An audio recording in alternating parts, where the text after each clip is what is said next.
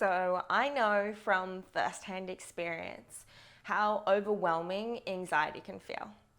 And whether you are just an average Joe going to work 9 to 5 each day, or whether you are in a really high stress, high impact job where other people rely on you a lot as well, maybe an emergency worker, let's say, anxiety has become a regular part of modern day society. And I hate to say that, but it's true. And majority of us have either experienced anxiety firsthand or we know how it feels from seeing a loved one suffer through it. So I want to invite 5 yoga poses that are brilliant for helping to cope with anxiety. So maybe you've experienced a panic attack before. I have. They're horrible. They're so overwhelming. And these poses help every single time. Connecting to the breath activates the parasympathetic nervous system. Forward folds activate the parasympathetic nervous system. And I'm also going to show you a balancing posture, which helps take the mind away from what you were doing. So to begin with, we'll find a child's pose. A really juicy and delicious way to do a child's pose, especially if you're experiencing anxiety, is to do it with a prop. So taking, let's say, a big pillow or a bolster, placing it between the legs and folding down on top of it. Putting your belly against that really helps, and it's super grounding just to be down near the earth anyways. So if you'd like to, you can grab a big pillow, fold down over it. I can't do it because I have a microphone and then you'll hear terrible things. But folding down over the pillow if you have it, you can even wrap your hands around the top of the bolster or the pillow and then come down onto one cheek. Use the breath to breathe deep into the belly here. If you're in regular child's pose, or let's say you're out and about and you don't have a pillow, you get all the same benefits from a regular child's pose. Bringing the hips to the heels, spreading the knees nice and wide, and then creeping the hands forward.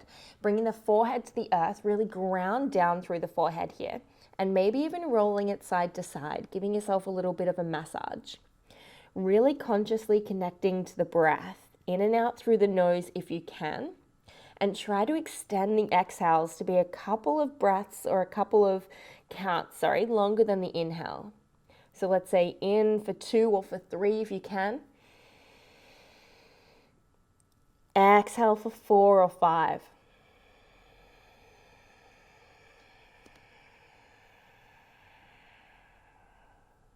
Inhale.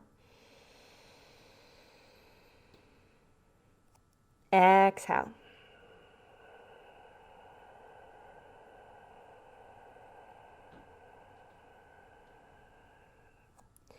Keep on breathing like this and take as many breaths as you like. I would naturally like to invite 5 to 10 just to really start to settle into the pose.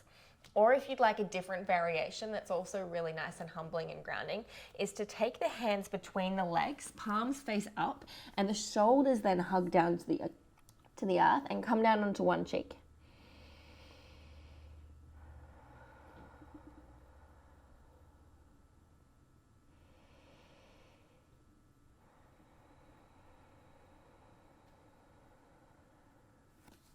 So that's our child's pose.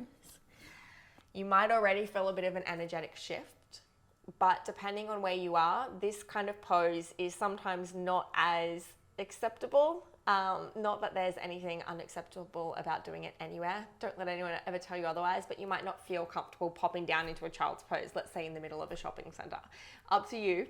I mean, I probably would, but I'm a little bit crazy. We all are a little bit crazy. The next pose is child's pose, but moving forward into a puppy pose.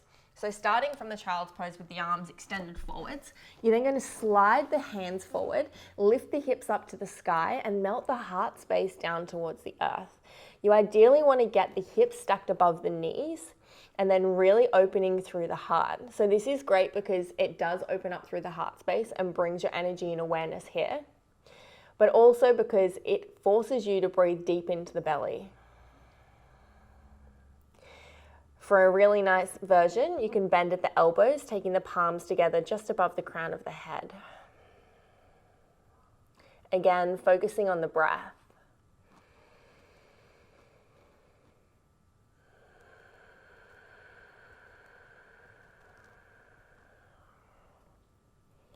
So this is our puppy pose or our heart-melting pose. The Sanskrit is Anahatasana. The next pose I'd like to invite is a ragdoll or a standing forward fold. So however you get there, finding your way towards the top edge of your mat, taking the feet out towards hip width, slight bend in the knees, and then draping the torso over the thighs. If you have access to a block or something that is firm that you can place between the tops of the thighs and then folding down, so the very top of the hip crease, like you're folding over a monkey bar, and then use that to breathe into, so the belly has something again to breathe into. This is really calming if you're ever feeling anxiety. You can grab onto opposite elbow and then just sway the torso side to side.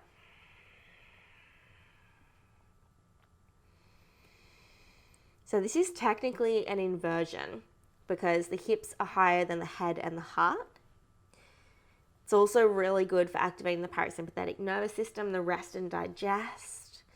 So very calming and cooling if you're ever feeling overwhelmed or stressed or anxious. You don't have to sway, you can just hang here. And again, bring the awareness towards the belly and towards the breath.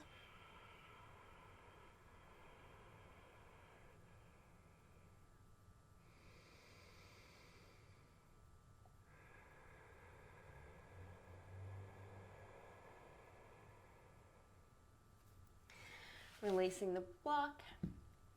And so that is our ragdoll or our standing forward fold. The next one that I'd like to invite is a balancing posture. It's tree pose. It's kind of like a stereotypical yoga pose. You've probably definitely seen it before. You balance on one leg, the other leg comes to the inner thigh or to the inner shin, and the knee turns out, and then you look kind of like a tree. Sanskrit for this pose is vriksasana, and I like to remember that because vrik kind of sounds like brick, and bricks are sturdy and tall like trees. That's how I come up with it in my head. I don't know how that works, but it does. So choose a foot, any foot. You don't even have to do, this is one you can do in public really subtly as well. So the intention is to bring the awareness towards the balance. And when you're focusing on balancing, it's really hard to focus on anything else. And you will naturally find that your breath starts to synchronize with your balancing as well. So it will calm down in accordance with what you're doing. And you won't even notice that that's happening. That's just how it works. It's pretty cool. So choose a foot, any foot, and then taking the opposite foot towards the inner ankle. You can just use it like a kickstand like this, hands to the hips, hands can be wherever you like. The next variation is taking the inner sole of the foot that you're lifting to the inner shin of the other leg. Keep focusing on posture, shoulders melt down the spine towards the earth, little wobbles. The next variation, you skip the knee. You never want the foot to be on the knee. You can reach down, grab onto the ankle and take the sole of the foot to the inner thigh. From here, the knee tracks outwards. Hips face the front edge of the room. And again, the tailbone, it's not the most glamorous or cute, I guess, image, but imagine it melting down your legs towards the earth. Lift up through the heart space. Hands can stay on the hips. You can take the hands to heart. You can expand them up towards the sky like beautiful tree branches. I always like to think of a tree that I am. Normally it's a mango tree or an avocado tree because I love mangoes and avocados. Or like a palm tree. Maybe it's winter and you're just dreaming of like a vacation on a beach somewhere. You can bring yourself all those tropical lush vibes just with swaying your arms. And then find a focus point. In yoga, we call it a drishti. Something that isn't moving, that you can focus your attention on.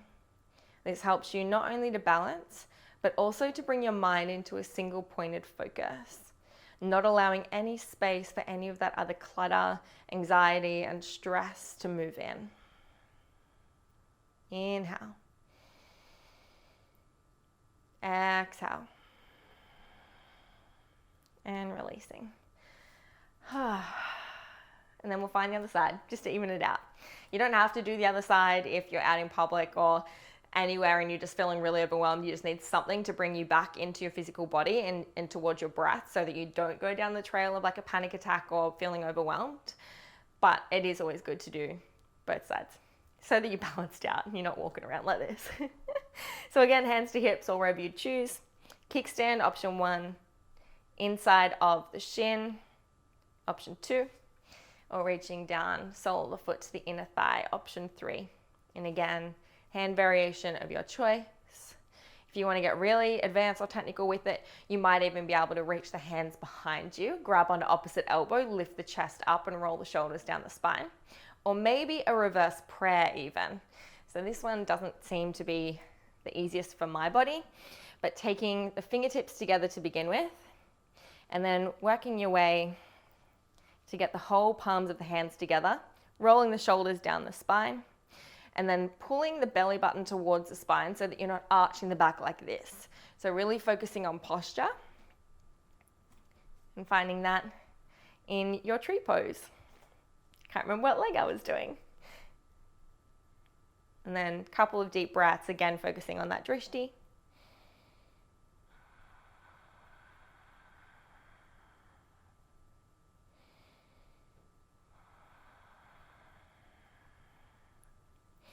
And then releasing the hands, the legs, shake it all out. Our last one is hero pose.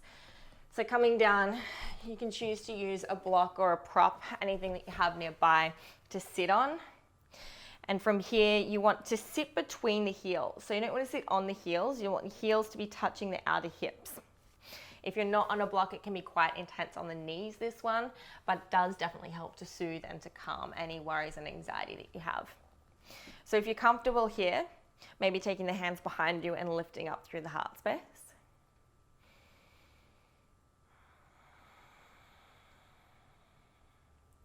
Focusing on the sensation in the body. You can draw the knees together and notice if that gives you a little bit of a different sensation and where that changes the stretch.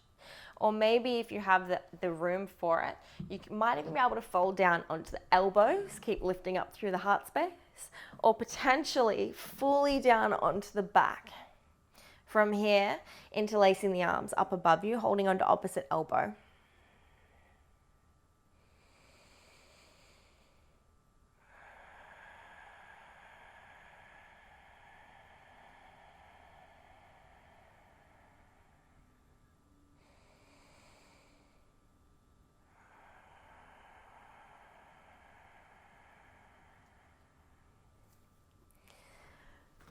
To come out, bending the elbows, using the elbows to lift yourself back up, and coming back, releasing however you choose, and then finding a seat.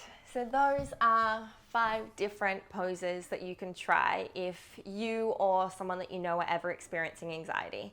You don't have to go through this whole routine. Now that you know how to do them and that you know those will help, feel free to come into these whenever you need to. They're a really quick and easy way to bring yourself back into your physical body, to bring your awareness away from the stress and the thing that's giving you anxiety and back towards your breath. And the breath is an anchor back towards feeling your best. If you can control your breath, you can control your mind, which is ideal in a situation where you're feeling overwhelmed with anxiety. So I hope that helps. If it does, please let me know which one's your favorite or which one helped the most and how. I would love to hear from you. Any feedback that you have is amazing. From my heart to yours, namaste.